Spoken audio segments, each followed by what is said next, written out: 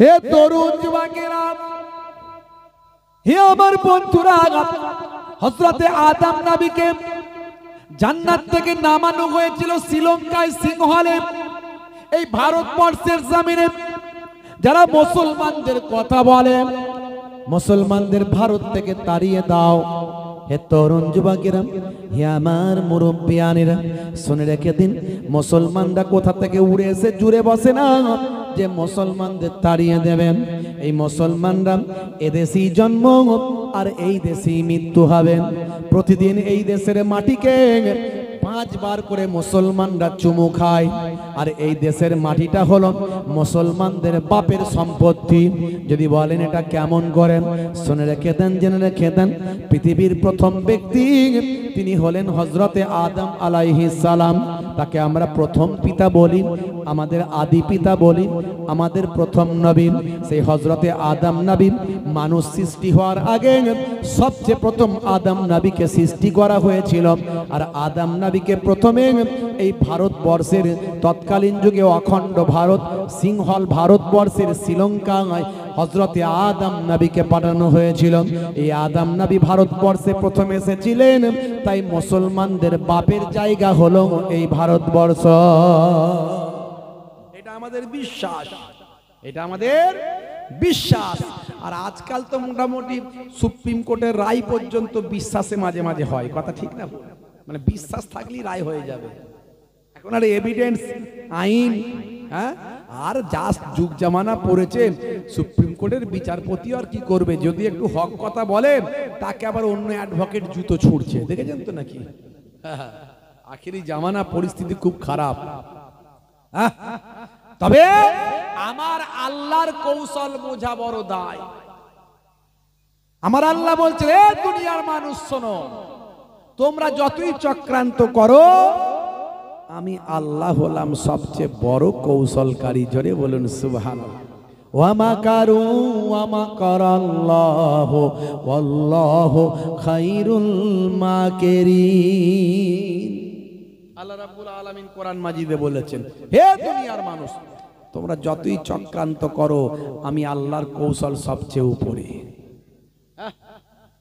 এই উত্তরপ্রদেশের কানপুরে মাত্র কিছুদিন আগে বিশ্ব নবী দিবসের মিছিল হচ্ছিল। মিছিল থেকে হে তরুণ যুবকেরা, বিভিন্ন ধর্মের, বিভিন্ন সম্প্রদায়ের মানুষ তাদের ধর্মীয় মিছিল মিটিং করে কি করে না? হে তরুণ যুবকেরা, মুসলমানরাও ঈদে মিলাদুন নবীর মিছিল করে, শান্তি সম্প্রীতির বার্তা মানুষের মাঝখানে দেয়। এই মিছিল করার পরে কয়েকটা আই লাভ মোহাম্মদ সাল্লাল্লাহু আলাইহি ওয়াসাল্লাম ব্যানার তারা টাঙিয়েছিল। এর মধ্যে কোনো খারাপ কিছু নাই। আমি আমার নবীকে ভালোবাসি, আপনি আপনার ধর্মগুরুকে ভালোবাসেন। কেউ বলে আই লাভ মহাদেব, কেউ বলে আই লাভ হনুমানজি, কেউ বলে আই লাভ দুর্গাজি, মাতা দুর্গাজি। ভাই আমার আই লাভ গণেশজি, কেউ বলে আই লাভ জিসাস, কেউ বলে আই লাভ মাদার টেরেসা। হে তরুণ যুবকেরা, এটা ধর্মগুরুকে ভালোবাসা, এটা কোনো অন্যায় নয়। কিন্তু হাই রে হাই, আজকে এমন এক জায়গায় আমরা এসে উপস্থিত হয়েছি যে স্বাধীনতা সংগ্রামের জন্য সবচেয়ে বেশি আলেমরা নিজেদের জীবনকে উৎসর্গ করেছেন। এই দাড়িওয়ালা টুপিওয়ালা মানুষেরা তারা দেশকে ভালোবাসা নিজেদের ঈমান মনে করে। 1450 বছর আগে আল্লাহর নবী আমাদের শিখিয়েছেন, হুব্বুল ওয়াতানে মিনাল ঈমান, দেশ প্রেম হলো ঈমানের অঙ্গ। ইতিহাস সাক্ষী দেয়, হে তরুণ যুবকেরা, হে আমার মুরব্বিয়ানেরা, সিপাহী বিদ্রোহের সময় 27,000 মুসলমানকে ইংরেজরা শহীদ করেছিল। শুধু তাই নয়, এরকম ভাবে যদি দেখেন, হাজার হাজার লক্ষ লক্ষ আলেম মুসলমানকে ইংরেজরা এই দেশের জন্য ফাঁসি কাস্টে ঝুলিয়েছিল। হে তরুণ যুবকেরা, কিছু দেশীয় ইতিহাস বিকৃত করলেও ইন্টারন্যাশনাল ইতিহাস বিকৃত করা যাবে না।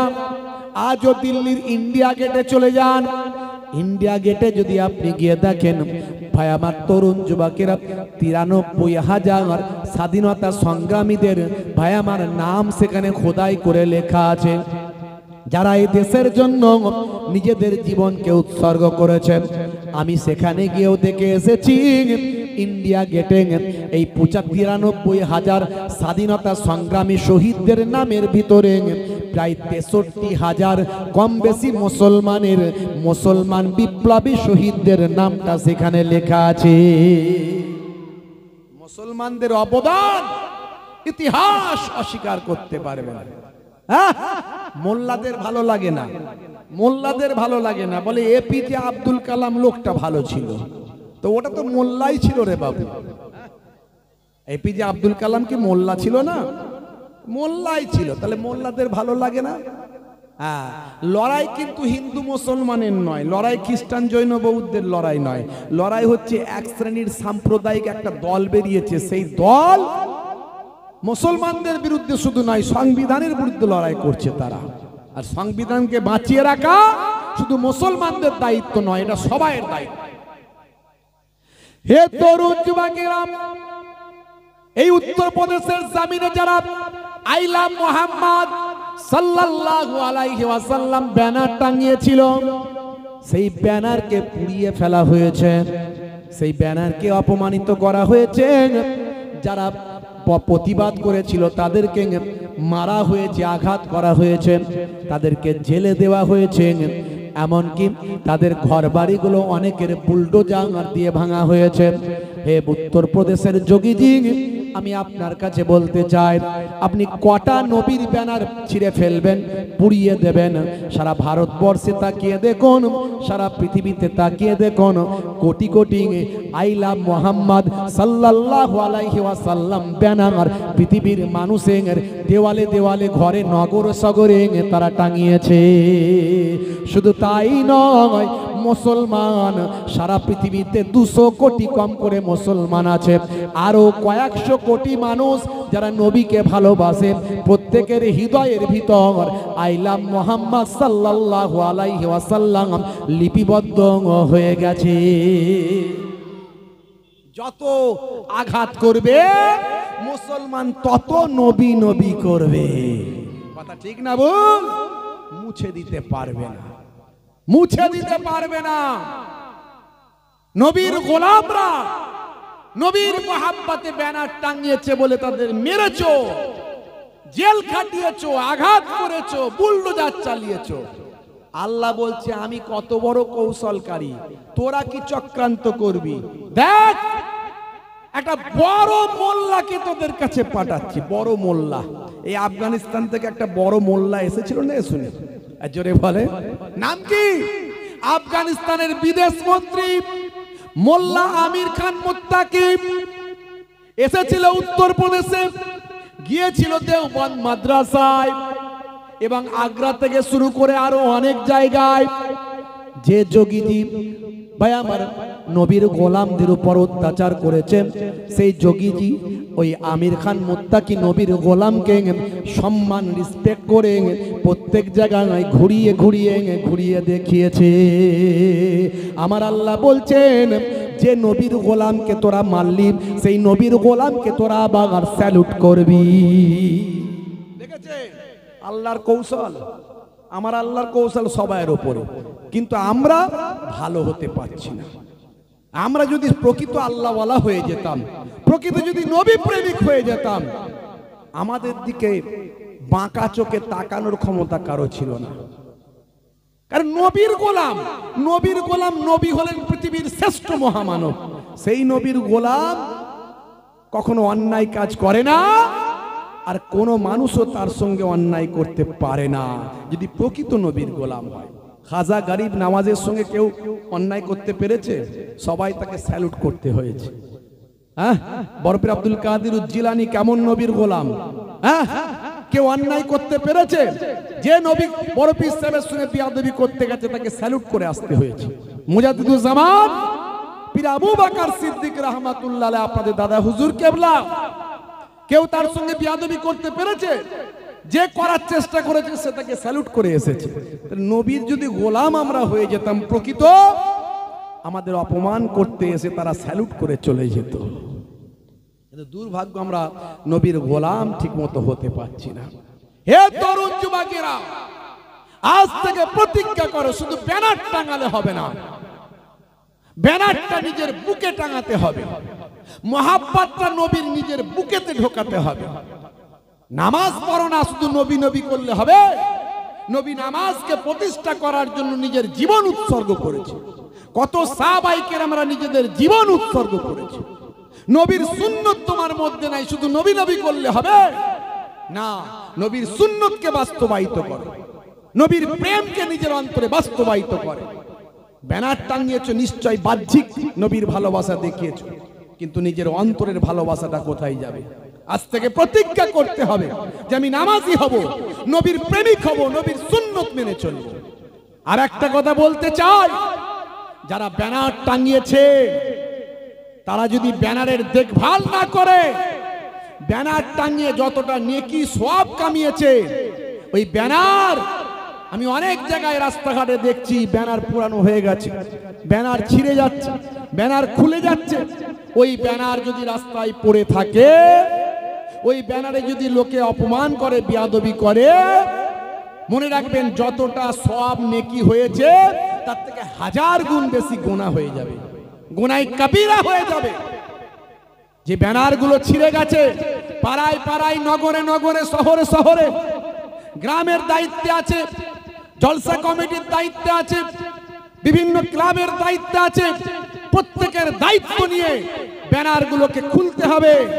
ওই ব্যানারগুলোকে খুলে ওই ব্যানারগুলোকে শ্রদ্ধার সঙ্গে, সম্মানের সঙ্গে কোনো গোরস্থানে গিয়ে দাফন করতে হবে, কিংবা ওই ব্যানারটাকে পুড়িয়ে তার ছাইটাকে নিয়ে কোনো গোরস্থানে পবিত্র জায়গায় দাফন করতে হবে। কারণ আমার নবীর নাম সেখানে লেখা আছে। আমার নবীর নামে যদি সামান্য অপমান হয়, বেয়াদবি হয়, আনতাহাবাতা আমালুকুম ওয়া আনতুম লা তাশউরুন, তোমাদের আমলগুলো কোনটা দিয়ে বেরিয়ে চলে যাবে টের পাবে না, বুঝতে পারবে না। কথা ঠিক না ভুল বলেন? জোরে বলেন। হ্যাঁ ভাইরা আমার, তরুণ যুবকেরা আমার, সেই নবীর সম্মানে যেন কোনো আঘাত না আসে, এটা প্রত্যেককে দায়িত্ব নিতে হবে। আই লাভ মুহাম্মদ, দরুদ ও সালাম, জোরে হবে না সুবহানাল্লাহ। আমার লেখা আপনারা জানেন, এটা প্রায় ভাইরালের মতোই। আই লাভ মুহাম্মদ, দরুদ ও সালাম, জোরে হবে না সুবহানাল্লাহ। নবী পাকের নাম শুনলে কি বলতে হবে? জোরে বলেন, কি বলতে হয়? সাল্লাল্লাহু আলাইহি ওয়াসাল্লাম। নবী পাকের নাম শুনলে কি বলতে হয়? সাল্লাল্লাহু আলাইহি ওয়াসাল্লাম। একবার দরুদ শরীফ পড়ে নেন তো, আল্লাহুম্মা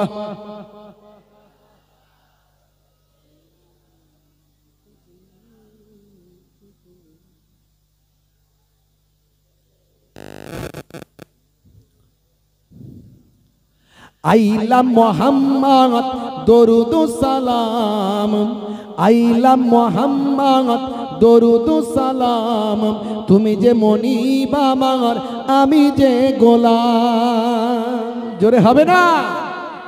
আচ্ছা, আল্লাহ হলেন আমাদের স্রষ্টা একদিকে মনিব, আর নবী, নবীর দরবারে আমরা কি করছি? আমরা গোলাম, কাজ করছি, নবীর নির্দেশ পালন করছি। সেদিক থেকে নবী আমাদের মনিব, আমরা নবীর চাকর। কথা ঠিক না ভুল?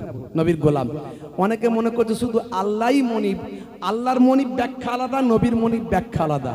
যেমন পুকুরের পানি, নদীর পানি, আপনার জমজমের পানি, আবার হাউজে কাউসারের পানি, পানি তো বলবো, কিন্তু সব পানি কি এক? নবীর গোলাম যেটা, আপনি যেমন কোনো দোকানে চাকরি করেন, আপনি বলেন উনি আমার মনিব, উনি আমার মালিক, তার মানে কি ওই মালিক আর আল্লাহ মালিক এক হলো? আসলে অনেকে বুঝতে পারে না বিষয়গুলো। আরে আমরা নবীর আন্ডারে চাকরি করছি, নবী যা আমাদের কাজ দিয়েছেন সেই কাজগুলো আমরা পালন করছি। কথা ঠিক না ভুল? নবী বলেছেন এটা করো, ওটা করো, সেটা করো, এই নবীর গোলামতি করছি।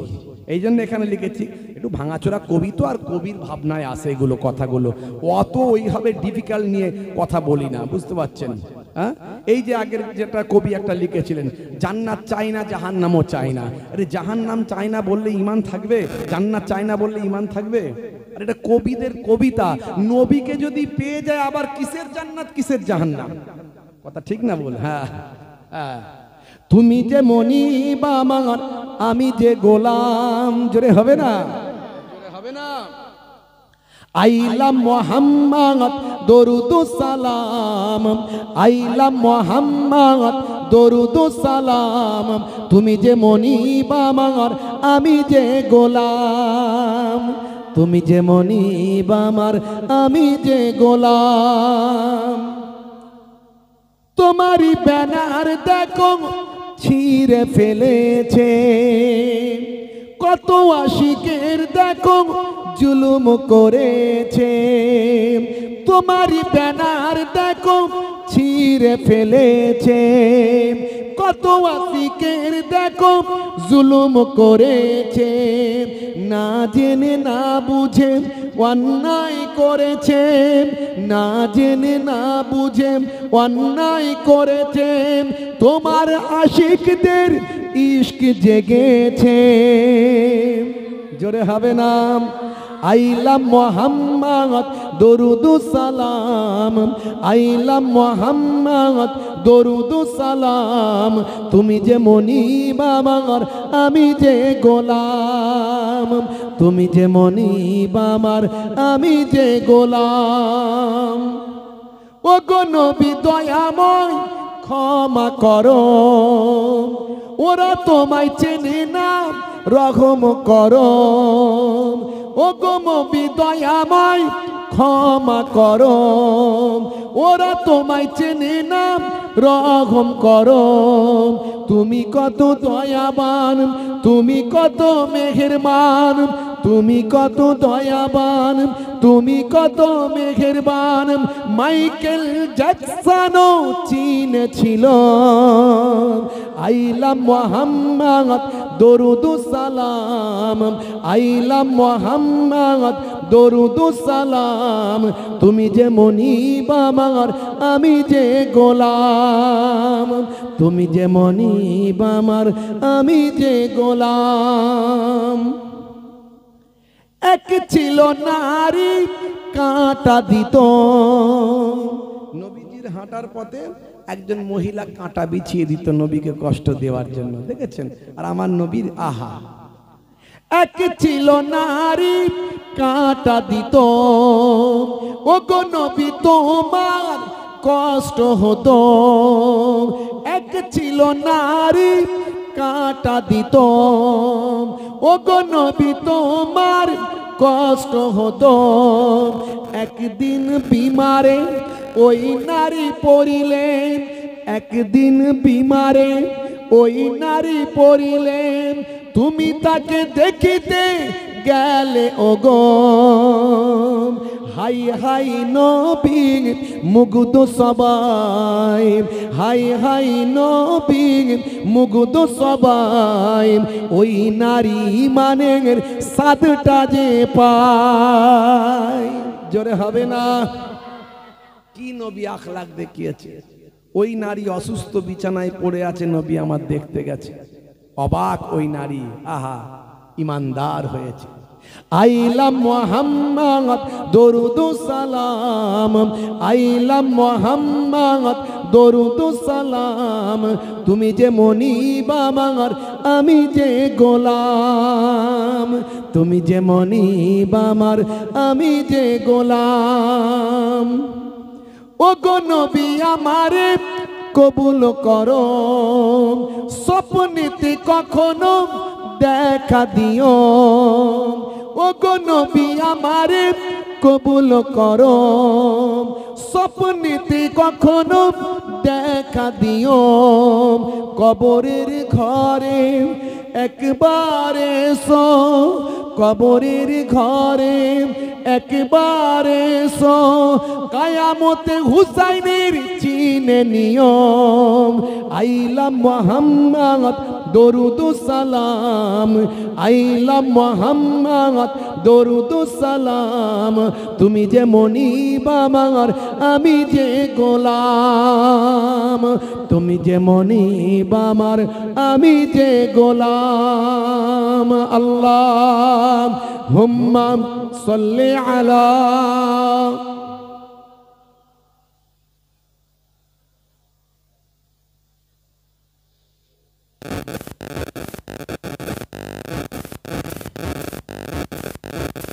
হে তরুণ যুবকেরা, হে আমার বন্ধুরা, শুনে রেখে দিন বাবা, জেনে রেখে দেন হে মুসলমান, এই বদর প্রান্তরে আমি গিয়েছিলাম। আপনাদের যেটা বলছিলাম, এই অল্প কিছুদিন আগে আমি গিয়েছিলাম সে বদরের যেখানে যুদ্ধ হয়েছিল সেই জায়গাটা আমি গিয়ে দেখলাম আবু জাহিল, যে কুয়াতে আবু জাহিলকে নিক্ষেপ করা হয়েছিল। 70 জন জালেম, ইসলামের বড় বড় শত্রু, আমার নবীর বড় বড় শত্রু, জানের দুশ্মন, সেই জায়গায় হত্যা হয়েছিল। ওই কুয়াতে একসঙ্গে আবু জাহিলের সঙ্গে তারাও সেখানে শুয়ে আছে, তারাও সেখানে শহীদ হয়ে, তারা সেখানে হত্যা হয়ে পড়ে আছে। সারা পৃথিবীর নবী প্রেমিকেরা সেই কুয়াতে গিয়ে থুতু নিক্ষেপ, ইট নিক্ষেপ, ঢিল নিক্ষেপ করে আসে। হে তরুণ যুবকেরা, হে আমার মুরব্বিয়ানেরা, ভাই আমার বদরের যুদ্ধ শুরু হবে, আল্লাহর নবী রাতের বেলা সিজদায় পড়ে গেলেন। আয় আল্লাহ, এই অল্প সংখ্যক মুসলমান, ইসলাম এসেছে বাবা আদম নবী থেকে। সমস্ত নবীরা ছিলেন মুসলমান, সমস্ত নবীরা ইসলাম মেনেছেন, কিন্তু ইসলাম কমপ্লিট হয়েছে আমাদের নবীর হাত ধরে। বিদায় হজের সময় এই আরাফাতের ময়দানে যে পাহাড়টা আছে, এই পাহাড়টার নাম হলো জাবালে রাহমাত। 350 বছর হযরতে আদম নবী কান্নাকাটি করেছেন। ভাই আমার শেষে যখন তিনি জাবালে রাহমাত এই আরাফাতের ময়দানে পাহাড়ে উঠেন, ভাই আমার নিশানা করা আছে, এই পাহাড়ে একটা নিশানা আছে, ওই জায়গায় হযরতে আদম নবীর দোয়াটা কবুল হয়েছিল। সেইখানে বসে বসে হযরতে আদম নবী আল্লাহর দরবারে দোয়া চানাম, আয় আমার আল্লাহ, 350 বছর কাঁদলাম, এখনো তুমি আমার দোয়া কবুল করলে না, তুমি আমাকে ক্ষমা করলে না। আজ আমি তোমার দরবারে দোয়া চাই। আমার একটা বিশেষ কথা মনে পড়েছে, যখন তুমি আমাকে জান্নাতে রেখেছিলে, আমি জান্নাতের দরজায় দরজায় তোমার নামের সঙ্গে একটা নাম আমি দেখতে পেতাম, তিনি হবেন আখিরি জামানার পয়গম্বর, আমার পরবর্তী প্রজন্মের আমারই সন্তান, কিন্তু তাকে আপনি অনেক সম্মান দেবেন, শেষ নবী বানাবেন, নবীদের নবী বানাবেন, ইমামুল আম্বিয়া বানাবেন। সে আখিরি জামানার পয়গম্বরের নামটা আপনার নামের সঙ্গে আমি দেখেছিলাম, জান্নাতের দরজায় দরজায় সেই নবীর নাম আমি দেখেছিলাম। আমার আল্লাহ, সেই আখিরি জামানার পয়গম্বর, জগতের শেষ নবী জনাবি মুহাম্মদ মুস্তাফা সাল্লাল্লাহু আলাইহি ওয়াসাল্লামের ওসিলা দিয়ে আপনার কাছে দোয়া চাই, আপনি আজকে আমার দোয়াটা কবুল করে আমাকে ক্ষমা করে দেন। আমার আল্লাহ বললেন, হে নবী, হে আমার আদম, শুনে রেখে দাও, জেনে রেখে দাও, আজকে তুমি এমন একটা ওসিলা নিয়ে এসেছ, এমন একটা উদাহরণ দিয়েছ, এমন একটা উপমা দিয়েছ, এমন একটা মাধ্যম নিয়ে এসেছ, যেটা আমি আর বদলে দিতে পারলাম না, যেটা আমি আর ফেলে দিতে পারলাম না, যেটা আর অস্বীকার করতে পারলাম না। হে আদম, যাও, আমার আখিরি জামানার পয়গম্বরের খাতিরে তোমাকে ক্ষমা করে দিলাম। হযরতে আদম আলাইহিস সালামকে এই জাবালে রাহমাতে আমার আল্লাহ ক্ষমা করেছিলেন, দোয়া কবুল হয়েছিল। দোয়া কবুল হওয়ার পরে মাথা তুলে দেখলেন জেদ্দার দিক থেকে মা হাওয়া আলাইহিস সালাতু ওয়াস সালাম হেঁটে হেঁটে জাবালে রাহমাত পাহাড়ের দিকে আসছে। আদম নবীকে শ্রীলঙ্কায় ফেলেছিলেন, আর মা হাওয়া আলাইহিস সালাতু ওয়াস সালামকে জেদ্দায় নামিয়েছিলেন। 350 বছর পর মোলাকাত হলো। ভাইরা আমার, এই পাহাড়ে বিদায় হজের ভাষণ দিয়েছিলেন আমাদের নবী। 1,20,000 সাহাবার সামনে। আর সেই সময় আল্লাহ রাব্বুল আলামিন আয়াত নাজিল করলেন, আল ইয়াউমা আকমালতু লাকুম দীনাকুম ওয়া আতমামতু আলাইকুম নি'মাতি ওয়া রাদিতু লাকুমুল ইসলাম দীনা। ইসলাম কমপ্লিট করলেন আল্লাহ, এই আয়াত নাজিল করলেন। তার মানে ইসলাম ছিল বাবা আদম নবী থেকে, কিন্তু ইসলাম কমপ্লিট হলো আমার নবীর হাত ধরে বিদায় হজের দিনে। জোরে বলুন সুবহানাল্লাহ। আরাফাতের ময়দানে জাবালে রহমত পাহাড়ে। হে তরুণ যুবকেরা, সেই নবী বদরের ময়দানে আপনারা আমার নবী সিজদায় পড়ে গিয়ে আল্লাহর দরবারে বলেন, আল্লাহ अगर ये चंद नफूस मिट जाए तो कयामत तक तू ना पूछा जाएगा। এই অল্প সংখ্যক মুসলমান যদি শেষ হয়ে যায়, কিয়ামত পর্যন্ত আপনাকে আল্লাহ বলে ডাকার কেউ থাকবে না। আমার আল্লাহ বললেন, হে আমার হাবিব, মাথা তুলুন, মাথা তুলুন, এই যুদ্ধে আমি আল্লাহ আপনাকে জয়দান করব। শুধু তাই নয়, কুফফারদের বড় বড় নেতা, কুফফারদের বড় বড় লিডার কোন জায়গায় মরে পড়ে থাকবে, সেই জায়গাগুলো আমি আপনাকে দেখিয়ে দিলাম। ফারিস্তা জিবরাইল আলাইহিস সালাম যুদ্ধের আগে ফল ঘোষণা করলেন এবং জালেমরা কোথায় মরে পড়ে থাকবে সেগুলোও দেখিয়ে দিলেন। নবী আবার সাহাবীদের দেখিয়ে দিলেন। শুধু তাই নয়, আমার আল্লাহ জানিয়ে দিলেন এই যুদ্ধে ফারিস্তারা আপনার সঙ্গে সহযোগিতা করবে। জোরে হবে না? এই বদরের ময়দানে একটা বালির পাহাড় আছে, বালি। এই বালির পাহাড়ে আমি উঠেছিলাম। জি হ্যাঁ, মানুষকে দেখিয়েছিলাম, এটাই হলো সেই বালির পাহাড়। সারা আরবে অনেক জায়গায় গেছি, বালির পাহাড় কোথাও পাইনি। ওই একটা জায়গায় পেয়েছি বালির পাহাড়, সেটা হলো বদরের ময়দানে। ভাইরা আমার, কিতাবের মধ্যে এসেছে ওই বালির পাহাড়ে 1000 আল্লাহ ফারিস্তা নামিয়েছিলেন বদরের যুদ্ধের জন্য। বুঝতে পারছেন? তাহলে আমার নবীকে আল্লাহ গায়েবী মাদাত করছেন ফারিস্তা দিয়ে, আর নবীর উম্মতরা বিপদে থাকবে, এটা কোনোদিন হয়? কিন্তু আমরা আল্লাহ ভুলে গেছি, নবী ভুলে গেছি, তাই বিপদে পড়েছি।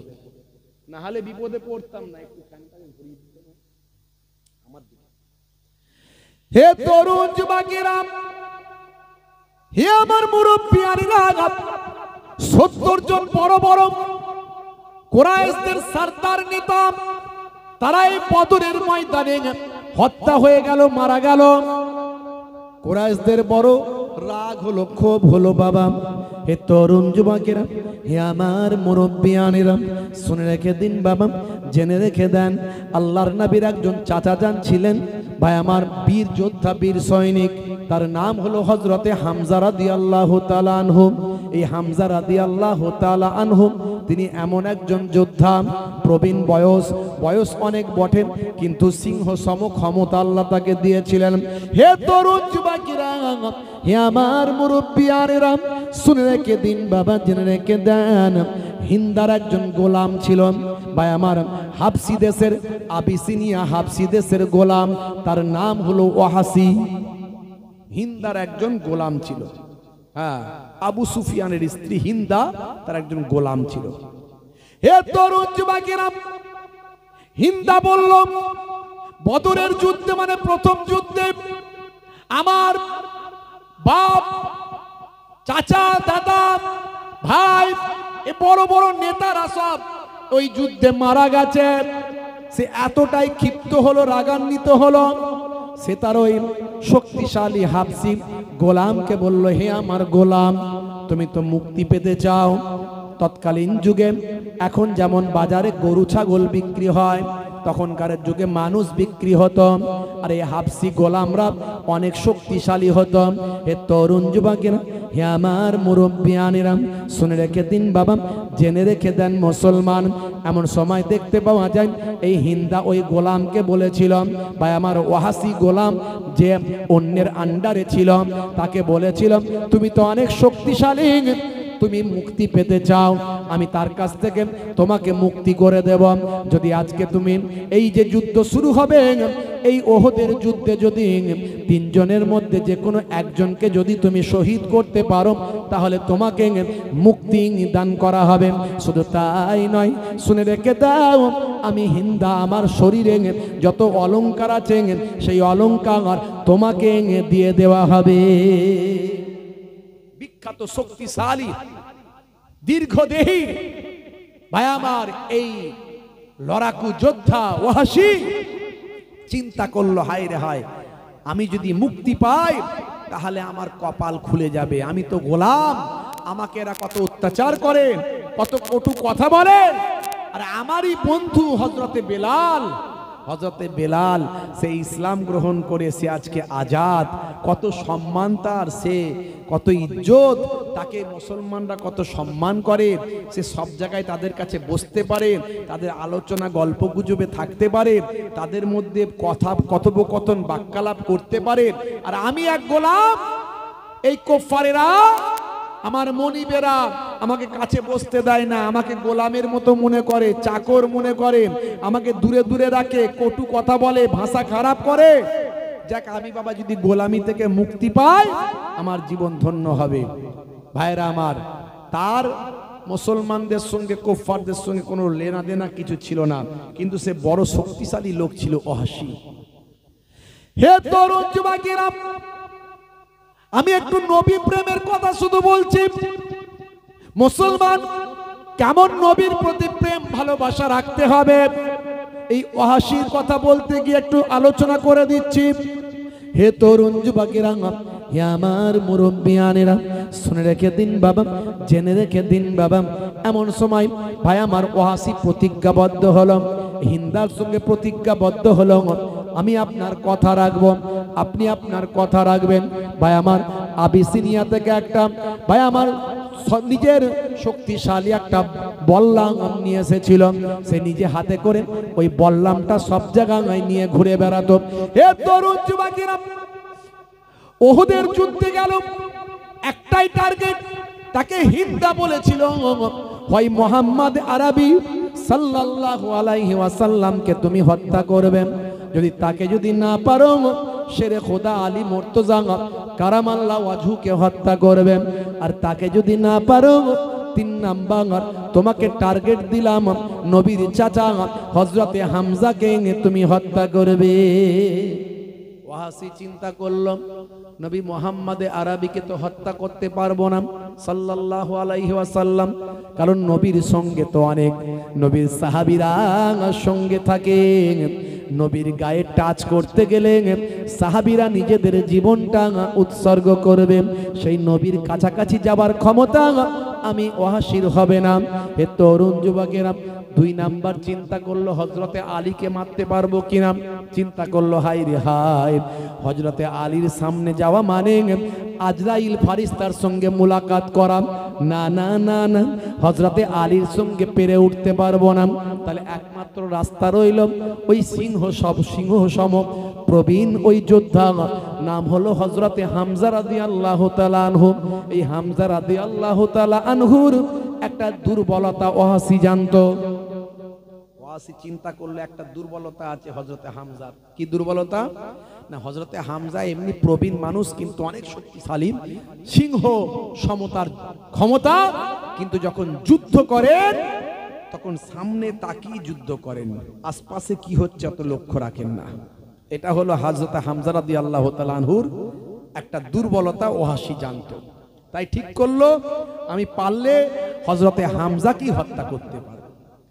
হে তরুণ যুবকেরা, প্রবল গতিতে যুদ্ধ চলছে, সে আমি উহুদের ময়দানটাও গিয়ে দেখে এলাম।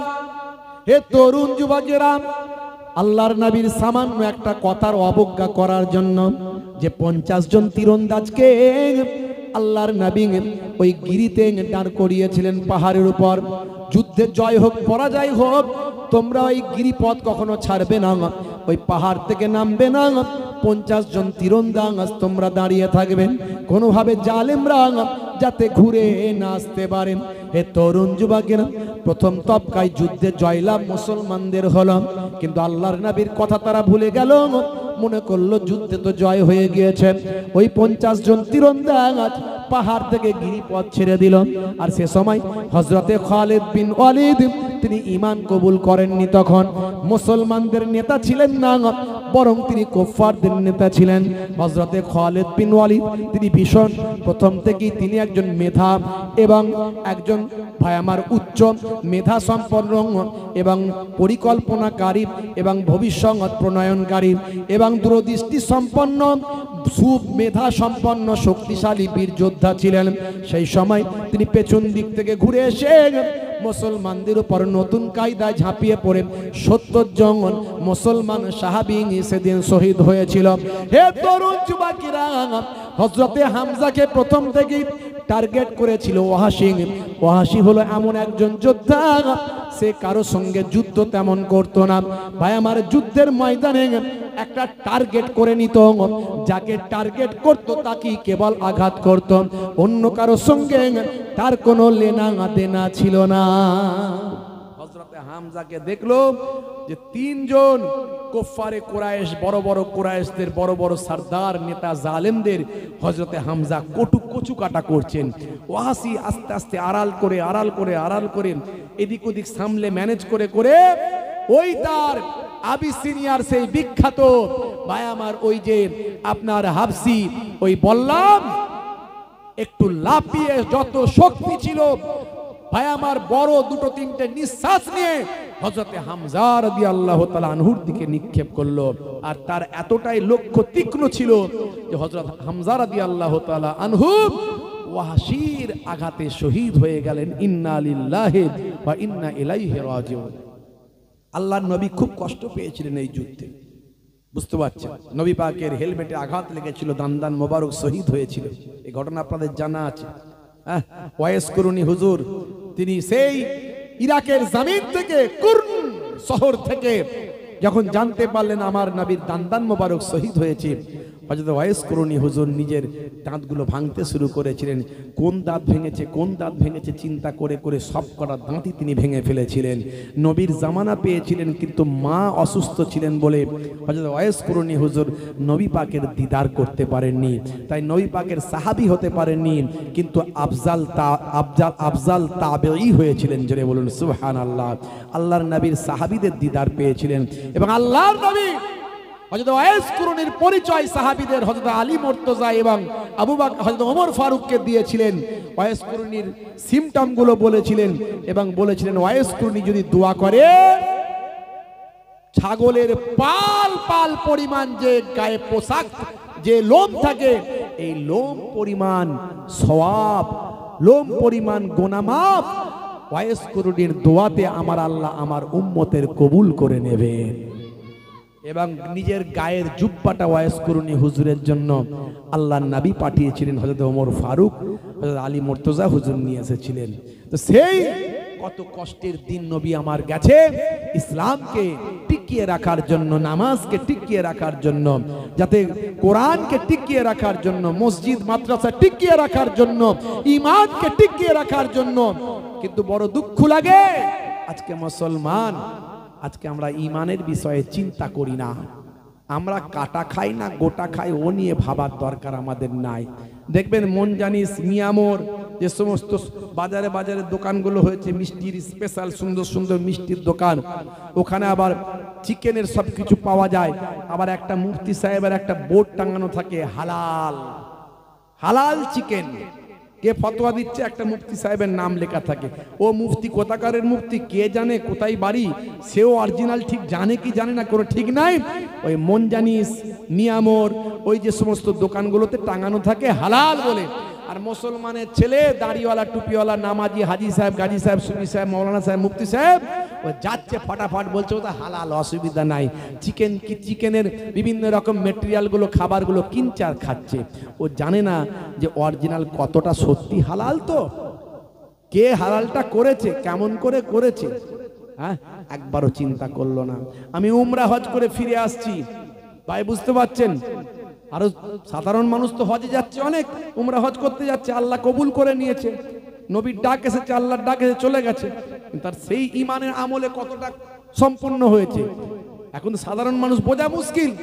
ভাই আমার প্লেনে খাবার দিচ্ছে, আমরা ভেজ খাবার খাচ্ছি, আর পাশের হাজি সাহেব চিকেন খাচ্ছে। বারণ করলে বলছে হুজুর সব হালাল, অসুবিধা নাই। আর তাকে তার বারবার বারণ করা যায় না যে কতটা হালাল, ও কোথা থেকে আসছে হালাল হয়ে তুমি জানো? তুমি কি দেখেছো? স্যাঙ্গুইন তুমি? তোমার তাকওয়াটা কোথায় যাবে? এখন ওসব কথা কে কাকে বোঝায়? দেখবেন এই যে বাজারে বাজারে সব চিকেনের দোকান, দেখবেন চিকেনের দোকান পেচ্ছাপ করে পানি নাই নে, কিন্তু মাথায় ঠিক টুপি রেখেছে মানুষকে বোকা বানানোর জন্য।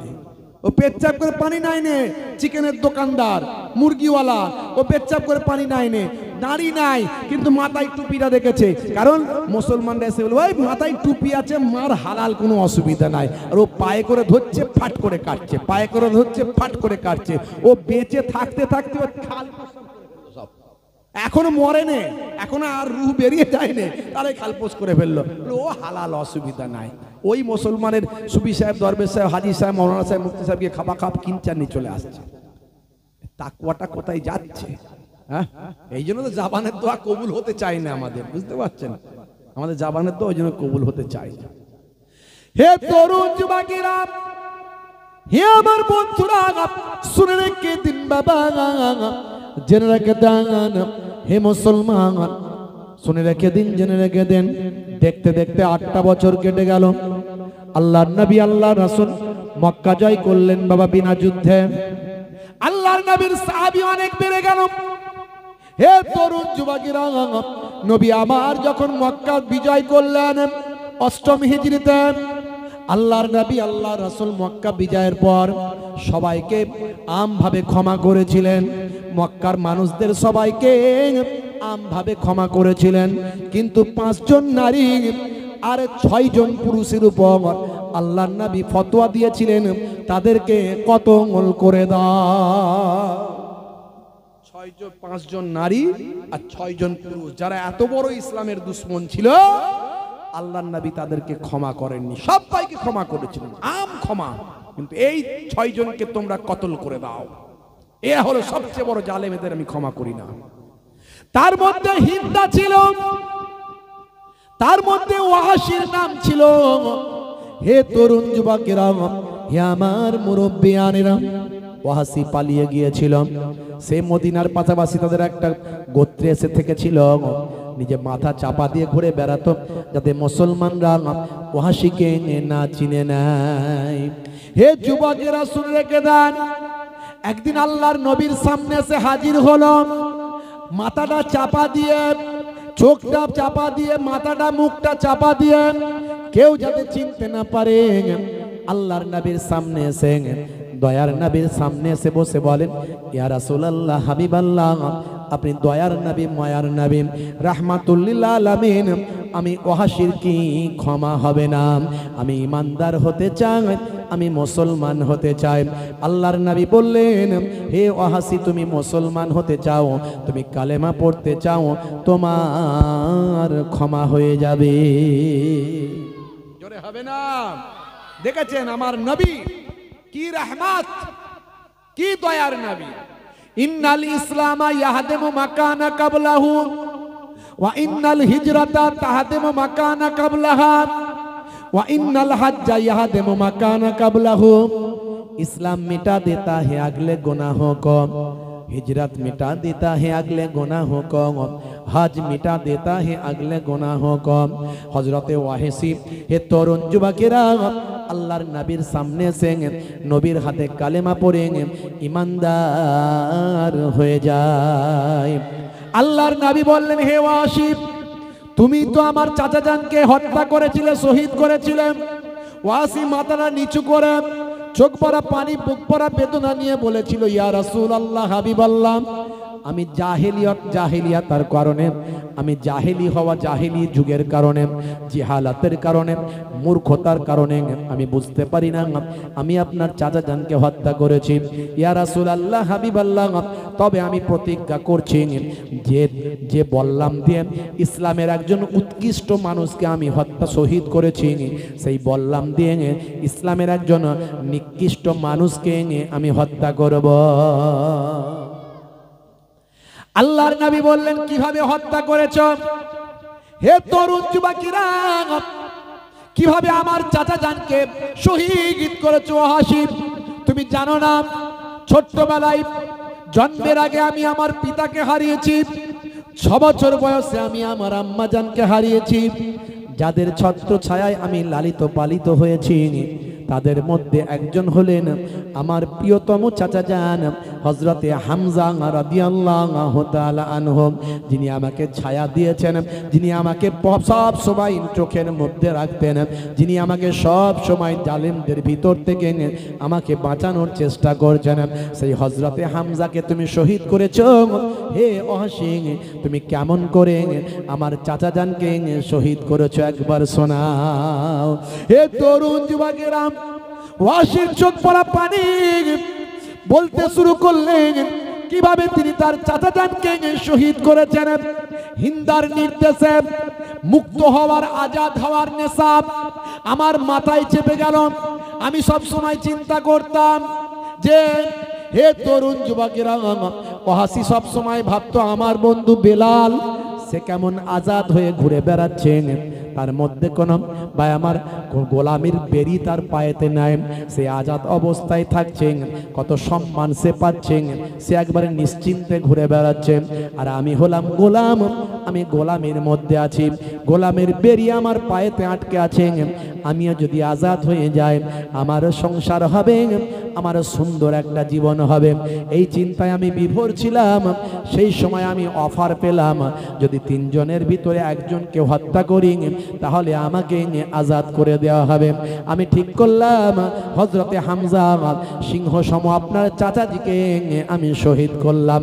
হুজুর জাহালাত মূর্খতার কারণে এটা আমি করেছি। তারপর কি করেছিলাম? হিন্দা এসে উপস্থিত হয়েছিল। আমি হযরতে হামজার কলিজার উপর, বুকের উপর খঞ্জর চালিয়েছিলাম। বুকের ভিতর থেকে খঞ্জর চালিয়ে কলিজাখানা বের করেছিলাম। সে কলিজাখানা বের করে আমি হিন্দার হাতে দিয়েছিলাম। হিন্দা চিবিয়েছিল, ইয়া রাসূলুল্লাহ, হাবিবাল্লাহ, আল্লাহর নবী। চাচা জানের এই করুণ ঘটনা শুনে ঝরঝর করে নবী আমার কাঁদতে শুরু করলেন। কেঁদে কেঁদে বললেন, হে ওয়াসি, আমি তোমাকে ক্ষমা করে দিলাম, কিন্তু শোনো, তুমি আর জীবনে কখনো আমার সামনে আসবে না, কারণ তোমাকে দেখলে আমার চাচা জানের কথা মনে পড়ে যাবে। যতদিন ওয়াসি আমার নবীকে পেয়েছে, সামনে আর কোনোদিন আসে, পেছনে আসতেন, পেছনে বসতেন, গাছের আড়ালে থাকতেন, পাতার আড়ালে থাকতেন, আল্লাহ নবীকে দূর থেকে দেখতেন, কাছে আর আসতেন না। নবীর প্রেম তার ভিতরে এমন চলে আসলো, ছটফট ছটফট করতো, সবসময় কাঁদতেন, সবসময় কাঁদতেন। আর চিন্তা করতেন যে বললাম দিয়ে ইসলামের একজন উৎকৃষ্ট মানুষকে আমি শহীদ করেছি, সেই বললাম দিয়ে যেন আমি ইসলামের একজন নিকৃষ্ট মানুষকে হত্যা করতে পারি। হে তরুণ যুবকেরা, হে আমার বন্ধুরা, হে আমার মুরব্বিয়ানিরা, শুনে রেখে দিন বাবা, আল্লাহর নবীর ইন্তেকালের পরে বিভিন্ন জালেমদের আবির্ভাব হলো।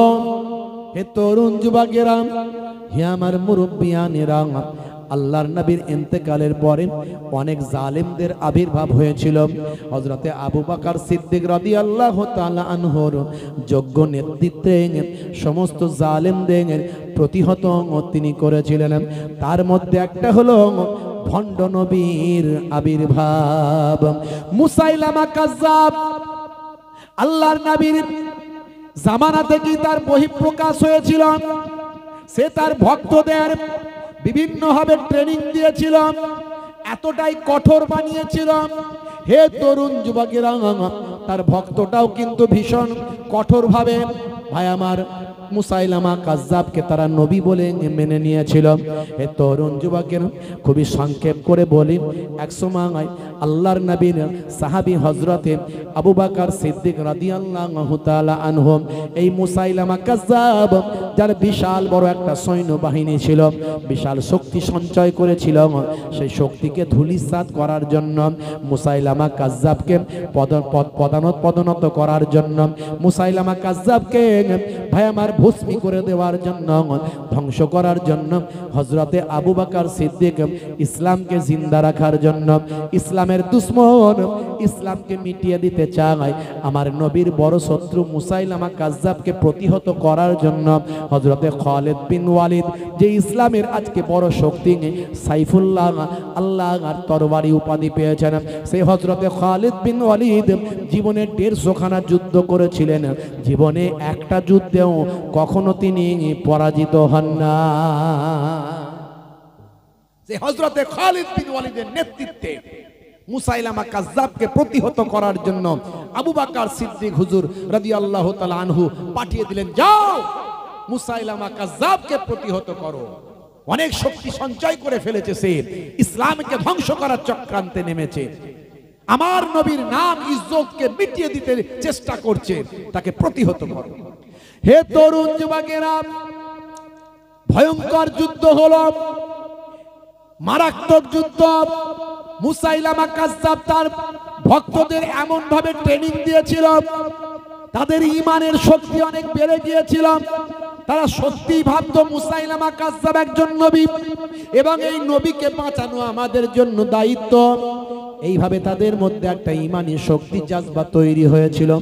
এই শক্তিটাও কিন্তু কম নয়, মুসলমানদের শক্তির সঙ্গে এই শক্তিরও কিন্তু কম ছিল না। লড়াই প্রবল বেগে চলেছিল, এমন লড়াই হয়েছিল মুসলমানরা হযরতে খালিদ বিন ওয়ালিদের নেতৃত্বে কখনো পেছু হাঁটেনি, কিন্তু মুসাইলামা কাজ্জাবের সঙ্গে লড়াই করতে গিয়ে লড়াই একবারে ভাই আমার সামনাসামনি লড়াই হয়েছিল। এই লড়াইয়ে উভয় পক্ষে ভাই আমার ভয়ঙ্কর ক্ষয়ক্ষতি হয়েছিল। হযরতে খালিদ বিন ওয়ালিদের নেতৃত্বে মুসলমানদের প্রায় কিছু কম বেশি 1200 সাহাবী শহীদ হয়েছিলেন। তার মধ্যে 300 জন হাফেজ ছিলেন, হাফেজে কোরআন ছিলেন। হে তরুণ যুবকেরা, হযরতে খালিদ বিন ওয়ালিদ চিন্তা করলেন, এই যুদ্ধে এভাবে জয়লাভ করা তো সম্ভব নয়, এ তো ভয়ঙ্কর যুদ্ধ, হাজার হাজার মানুষ মারা যাচ্ছে, কিন্তু এইভাবে তো যুদ্ধ করা সম্ভব নয়। হযরতে খালিদ বিন ওয়ালিদ চিন্তা করলেন, আমাকেই একটা মুহূর্ত তৈরি করতে হবে, একটা ভয়ঙ্কর ঝুঁকি আমাকেই নিতে হবে। আমার আল্লাহ যদি বাঁচিয়ে রাখেন বাঁচব, না হলে আমাকে মুসাইলামাকে হত্যা করতে হবে, আমি একা হত্যা করব। খালিদ বিন ওয়ালিদ এমন একজন যোদ্ধা ছিলেন যিনি এই ক্ষমতা নেওয়ার মতো শক্তিশালী, তার শক্তি ছিল তার মধ্যে। মুসাইলামাকে একা হত্যা করবেন এই চিন্তা ভাবনা নেওয়ার মতো এই সাহস, এই শক্তি, এই মনোবল, এই মেধা হযরত খালিদ বিন ওয়ালিদের ছিল। হযরত খালিদ বিন ওয়ালিদ দ্রুতগামী একটা শক্তিশালী ঘোড়া নিয়ে চলতে শুরু করলেন ঝড়ের গতিতে। হে তরুণ যুবকেরা, হাতের ঢাল তলোয়ার নিয়ে যত জালেমদের পক্ষ থেকে তীর আসছে সব রুখে দিচ্ছেন।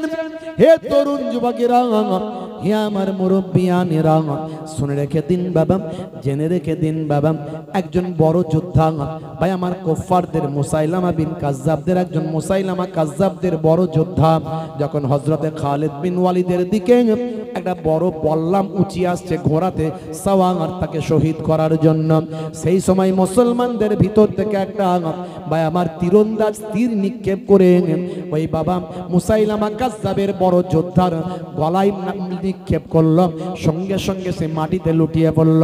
হযরতে খালিদ বিন ওয়ালিদ তার পরিকল্পনা চেঞ্জ করে ফেললেন।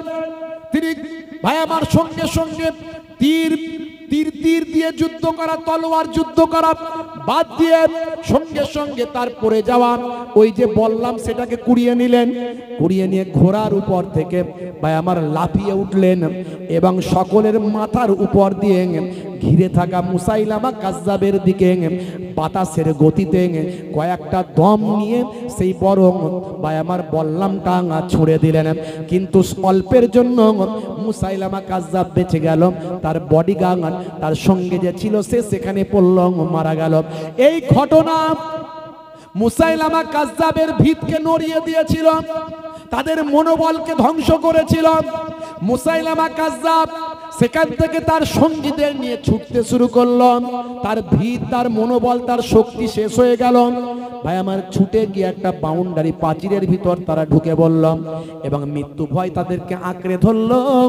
সেই সময় প্রাচীরের ভিতরে ঢুকে তারা প্রাচীরটা দরজা বন্ধ করে দিল।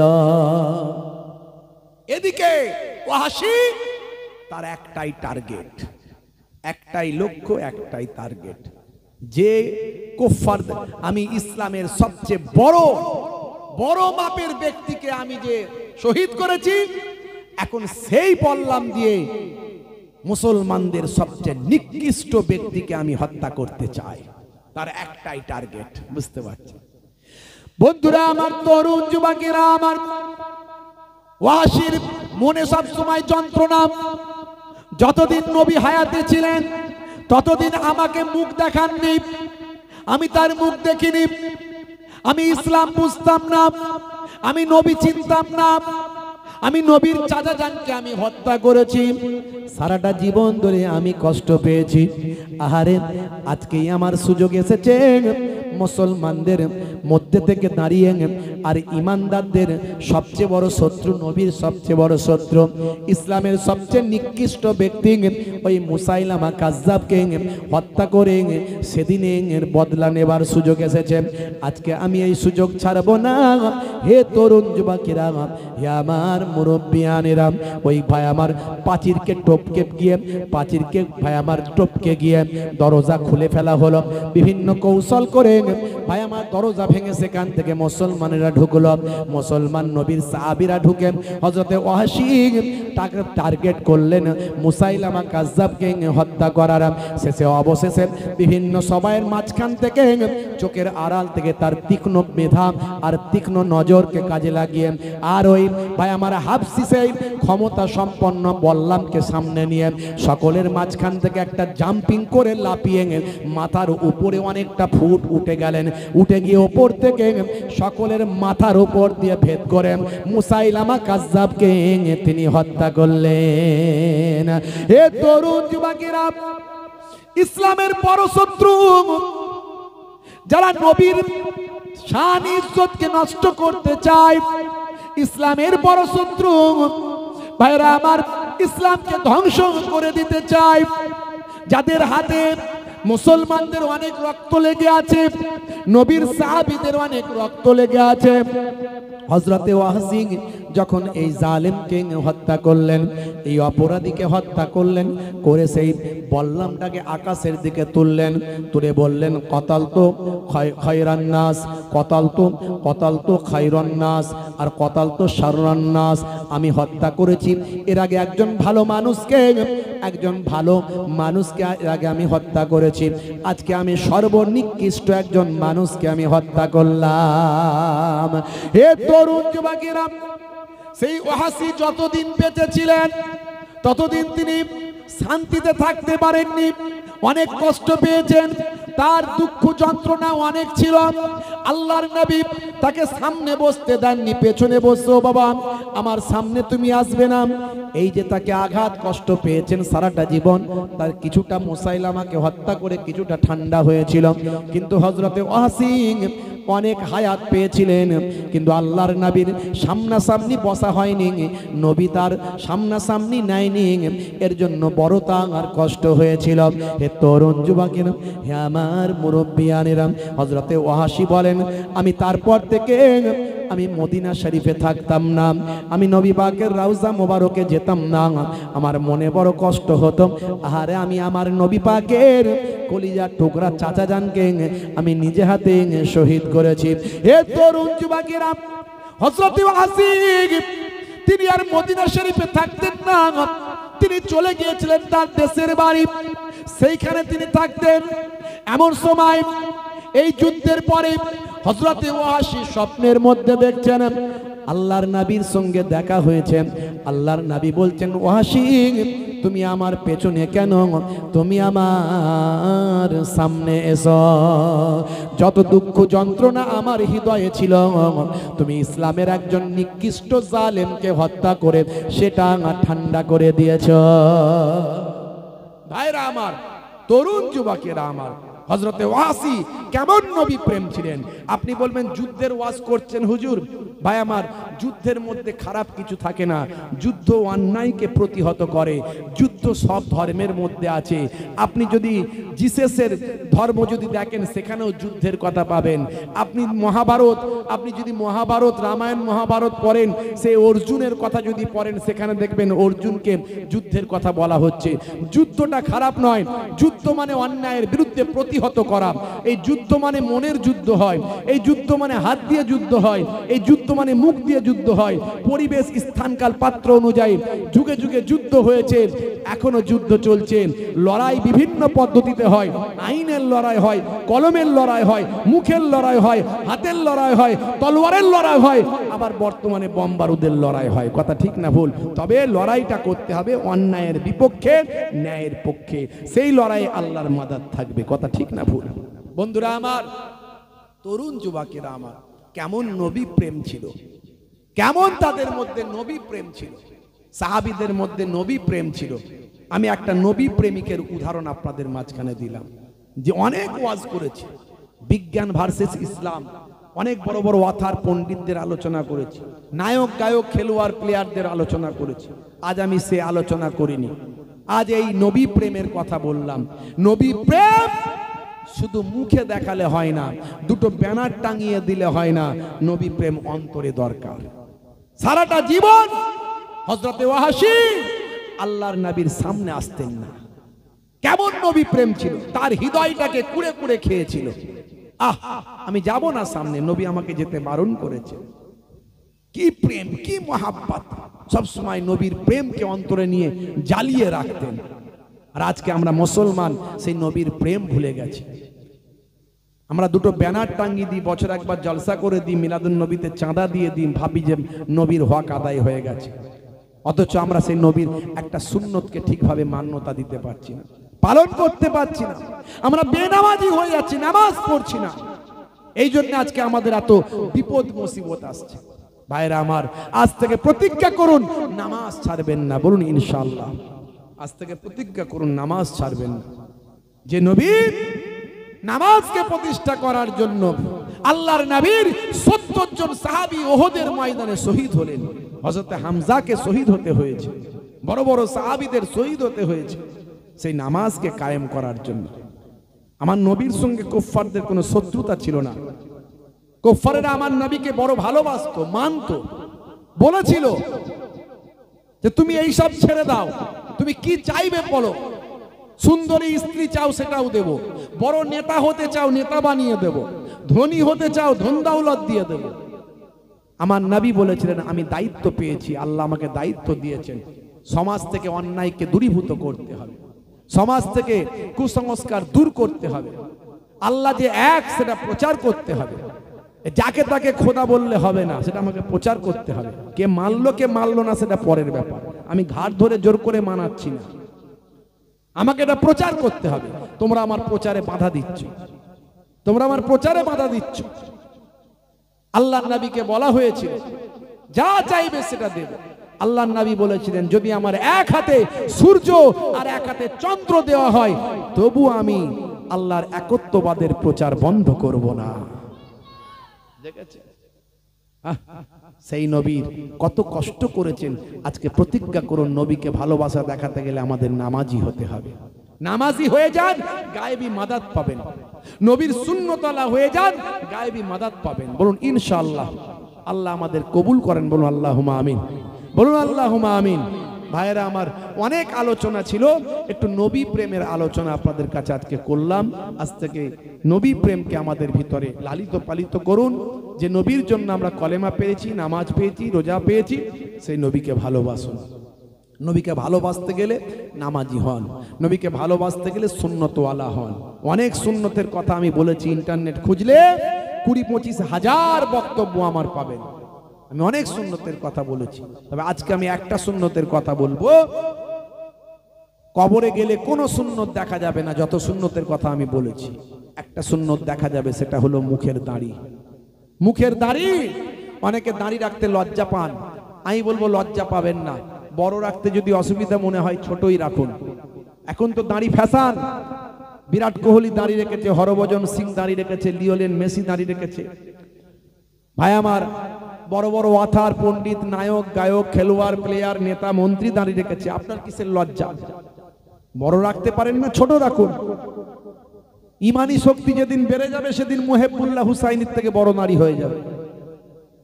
এই দাঁড়ির মধ্যেও সায়েন্স আছে, আমি এর আগে বলেছি।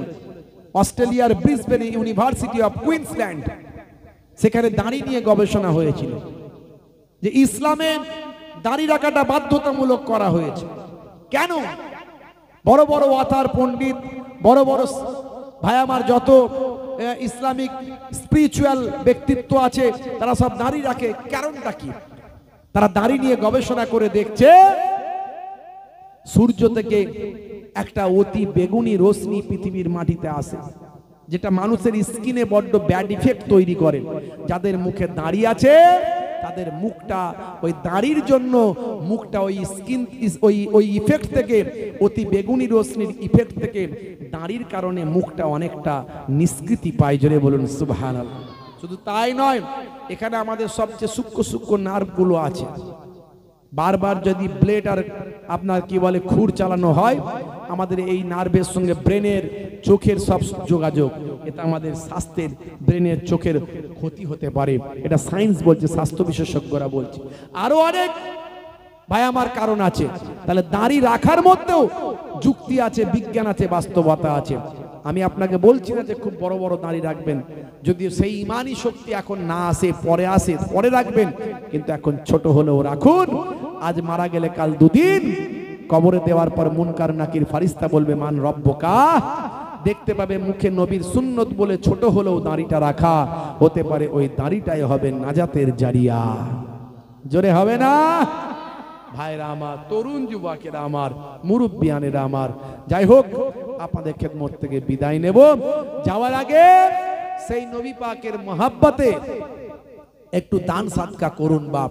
দান সাদকা করলে বিপদ কেটে যায়, দান সাদকা করলে দোয়া কবুল হয়, দান সাদকা করলে যারা কবরে চলে গেছে তাদের মাগফিরাত হয়, দান সাদকা করলে আপনার মনের নেক আশা আরজুগুলো আল্লাহ কবুল করে নেয়, দান সাদকা করলে মালে বরকত হয়, সম্পদ বেড়ে যায়, দান সাদকা করলে শরীর সুস্থ হয়ে যায়, দান সাদকা করলে রোগ অসুখ বিসুখ দূর হয়ে যায়, দান সাদকা করলে একের বদলে আমার আল্লাহ 10 দেয়। কোরআন মাজিদের ওয়াদা, কোরআনের ওয়াদা কখনো মিথ্যা নয়। মান জাআ বিল হাসানাতে ফালাহু আসরু আমসালিহা। আল্লাহ কোরআন মাজিদে বলেছেন একের বদলে 10 আমি দেব। ভাইরা আমার, তো একটু দান সাদকা করলে আপনাদের কমে যাবে না? সেই নবী পাককে ভালোবেসে আগামী বছর একটু দান দেবেন বাপ। আমি আপনাদের কাছে অনুরোধ করব, নিয়ত করে দেবেন। বুখারী শরীফের প্রথম হাদিস, ইন্নামাল আমালু বিন্নিয়াত, নিয়তের উপর আমল হয়। এই আগামী বছর এই পাক মাহফিলটাকে জিন্দা জীবিত রাখবেন। যে জায়গায় জিকরুল্লাহ, জিকরুন নবীর আলোচনা হয়, সেই জায়গায় আল্লাহর রহমত নাজিল হয়, আর আশপাশে ফারিস্তা মালাইকারা এসে হাজির হয়, নেককার জিনেরা এসে হাজির হয়, এখানকার জন্য দোয়া চায়, আর এখানকার মানুষের দোয়াগুলো আল্লাহর দরবারে পৌঁছে দেয়, দরুদ ও সালামটুকু নবী পাকের দরবারে পৌঁছে দেয়। অনেক উপকার আছে এই ইসালে সব ওয়াজ নাসিহাতের। যদি বড় বড় হুজুর না আনতে পারেন, ছোট হলেও করবেন, তাও কাজ হবে, কিন্তু বন্ধ করবেন না। তা আগামী বছর এই জান্নাতের বাগানটা কায়েম রাখার জন্য আমি 8 জন ভাইকে চাইবো। জান্নাত হলো 8টা। বাপ কবরে, মা কবরে, দাদা কবরে, দাদি কবরে, তারা আপনাদের দিকে তাকিয়ে আছে। আহারে, যদি আমাদের আলা ওলাদ সন্তান, ভাই, ব্রাদার, বাপ মা বেঁচে আছে, তারা যদি একটু দান করে দেয়, তাদের খাতিরে আমার কবরটা গোলাপ ফুলের বাগান হয়ে যাবে। এটা হাদিস সম্মত কথা, হাদিসের মধ্যে এসেছে। ভাইরা আমার, এই বাপ